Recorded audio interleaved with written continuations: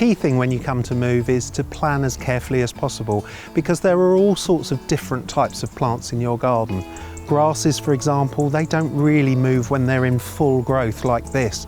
So you need to plan at least 4 months in advance so that you can lift portions, divide, and then take those bits with you and leave the remainder behind. There are all sorts of other plants, things like rhubarb, fruit trees, lots and lots of plants that need a bit of careful consideration. So there are all sorts of different hints and tips for transporting individual plants. You know, when you've looked at an individual plant and thought, not really sure that that's worth potting it up, few bits and pieces of cardboard and plastic and paper and string are really useful just for wrapping up those last few items. There are some things, however, that don't transplant very well at all, so it's worth it if you've got a long enough notice to actually pot up some seedlings or take some cuttings. Things like this euphorbia, if you tried digging this euphorbia up, you'd find that the roots would dry out very, very quickly on mature plants. So it's worth having seedlings, as I say, potting them up, keeping them for 6-8 months if possible, growing them on to larger plants so that you can transplant. And the great thing about these is that if you don't manage to transplant even a small plant like this, they're easily available from seed or from cuttings that you can take from neighbours and friends.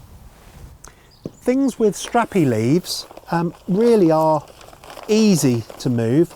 This is Dianella, but you could also move Formium, Montbretia, Crocosmias, all those sorts of things. Iris is in exactly the same way. So dig up a piece with plenty of roots and just some of the leaves. Don't cut the foliage back even if it's looking brown. Doesn't matter about that. Take a piece of polythene and put some compost on that polythene if you have any spare. Now, damp compost is really useful for this because that will help to hold moisture around the roots of the plant. Just lay those roots into that compost, take it back from this edge here and start rolling, and roll that plant into that compost in the polythene, tucking the bottom in, and make a really neat parcel like that.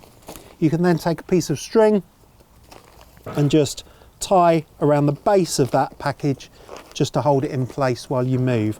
And that plant in that package will last probably a week, 10 days, quite comfortably, even when you get to the other end. Things like rhubarb, as you can see, this has only been lifted a short while and it's already beginning to wilt. You don't need to take a great big chunk of rhubarb when you move, just a piece like this, a piece of the corky old crown. Doesn't even matter if you break the bottom off because that will heal over and it will re-root very quickly. With that, I think the simplest method is just to roll that crown in a piece of cardboard like that, just to protect it from impact so it doesn't bruise, and then finish that off with a bit of tape just to hold that in place. And as I say, the leaves wilt so quickly, it's not really worth keeping those in place. Rhubarb, once it's established, will grow very, very quickly, and that will transplant perhaps right on the outside rhubarb so you remember what it is. Things like bulbs, like these nerines, are simpler. Again, the foliage can be left in place. It doesn't matter if it starts to die down. They can be lifted really any time of year. Lift a few from around the edge of an established clump, leave the rest for the people who are taking on the house. Just take a piece of old newspaper or some paper and just wrap the bulbs in there, tucking the bottom over so it holds them in place, and then again finish off with a bit of string to tie them in place. No need for compost with these. Bulbs are tough enough to transplant quite easily, and they don't bruise very badly either, so just put those somewhere safe. Again, you could write on the packaging nerines.